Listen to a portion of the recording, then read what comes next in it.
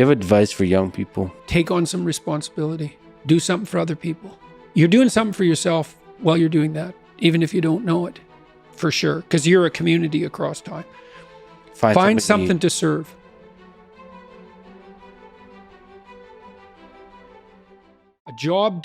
Find a job, do your best with the customers. Don't be above your job. You're going to get an entry-level job when you're a kid. Well, what else would you want? You want to be the boss? What do you know? You don't know anything. You could be the boss of your job. You know, if you're working in a grocery store, or you're working in a convenience store, assuming you're not working for terrified tyrants, you can be nice to the customers. You can develop your social skills. You can learn how to handle boss-employee relationship. You can be there 15 minutes early and leave 15 minutes late. Like, you can learn in an entry-level job, man. And I'll tell you, if you take an entry-level job and you learn, and it's a reasonably decent place, you will not be in an entry-level job for long.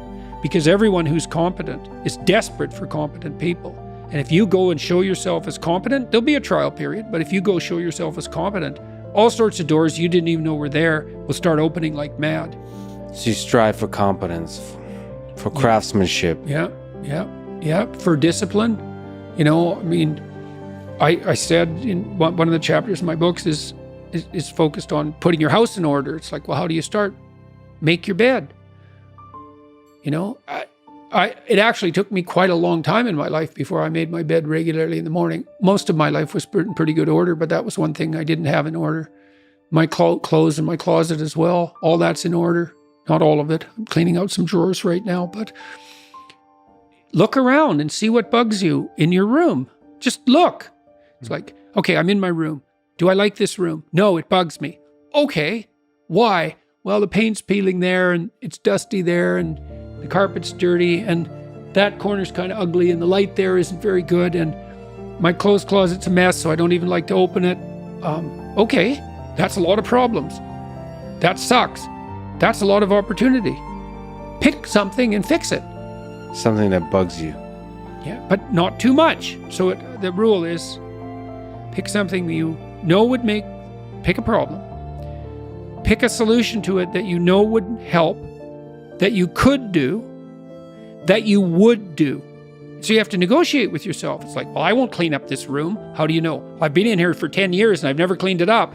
It's like, well, obviously that's too big a dragon for you. Would you clean one drawer? Find out. And so imagine now you want to be happy when you open that drawer and you think, well, that's stupid. It's like, is it? Maybe it's your sock drawer, which I cleaned up in my room the other day, by the way. You're gonna open that every morning. So that's like 30 seconds of your life every day. Okay, so that's 3 minutes a week. That's 12 minutes a month. That's 2 hours a year. So maybe your life is made out of, you've got 16 hours a day. Let's figure this out. 12 in an hour, 12 in an hour, 144 in 12 hours. Yeah, let's say 200. So you got 200 5-minute chunks and they repeat. A lot of them repeat. So if you get every one of those right, they're trivial, right? Who cares what my sock drawer looks like? It's like, fair enough, man, but that's your life. The things you repeat every day. The mundane things. Think, I could get all those mundane things right.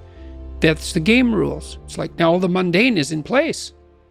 Now you can play because all the mundane's in place. And this is actually true. So with children, imagine you want your children to play. Well, play is very fragile neurologically. Any competing motivation or emotion will suppress play. So everything has to be in order. Everything has to be a walled garden before the children will play. That's a good way of thinking about it. So you put everything in order and you think, oh my God, now I'm tyrannized by this order. It's like, no, you aren't, not if it's voluntary. And then the order is the precondition for the freedom. And so then all of a sudden you get all these things in order. It's like, oh, look at this. I've got some room to play here. And then maybe you're not depressed. Now, it's often not that simple, you know. It's not that simple. Try putting your room in order, perfect order.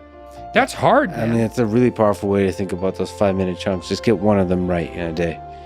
Yeah, well, if you do that for 200 days, your life is in order.